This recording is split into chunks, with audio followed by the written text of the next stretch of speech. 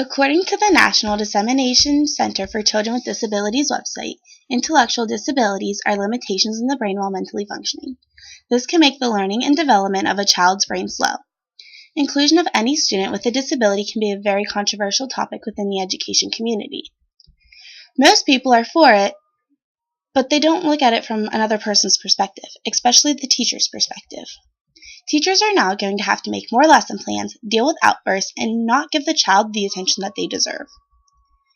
Teachers are going to have to make more lesson plans, especially for those with IEPs or individualized educational programs. These IEPs are to help accommodate those who need the lessons different to help reach the goal of their disability or exceptionality with the IEP. IEPs are geared toward helping the child grow. Each child with an IEP must have a lesson plan different from the original one. This is to help reach the IEP's goal in ways to teach the student based off of their disability or exceptionalities. So a teacher is going to have maybe 30 to 40 lesson plans just to teach a child how to add, which could be a problem because they could get them all confused and not go with the right one.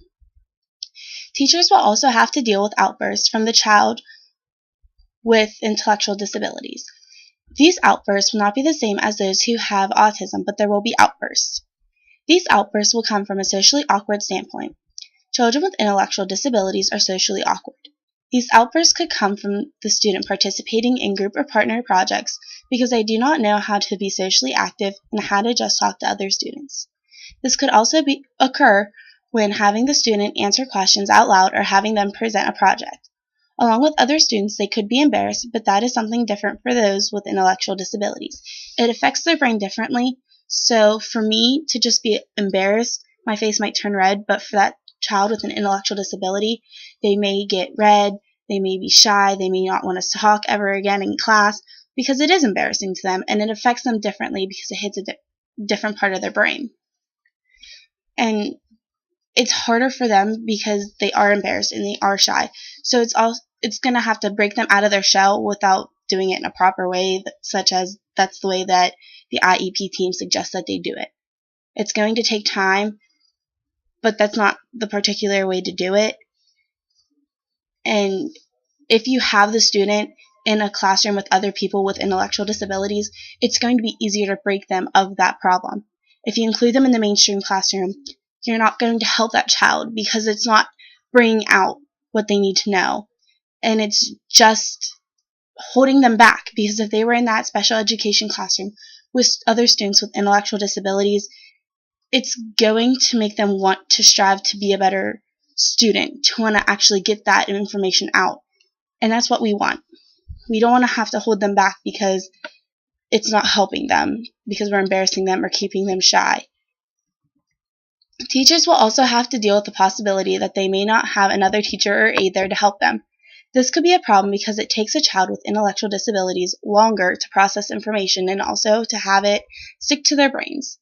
We normally repeat things about 3 or 4 times just to get it to really stick, but you're going to have to repeat it more, and that might just bore the other students within the classroom or just annoy them. If this occurs, then the child will not get the attention that they deserve. The other children in the class could get upset that they are not receiving the same amount of attention as the child with intellectual disabilities. Thus, the child will not get the one-on-one attention without the other children becoming upset or having their own outbursts. The other children, like I said, could get bored.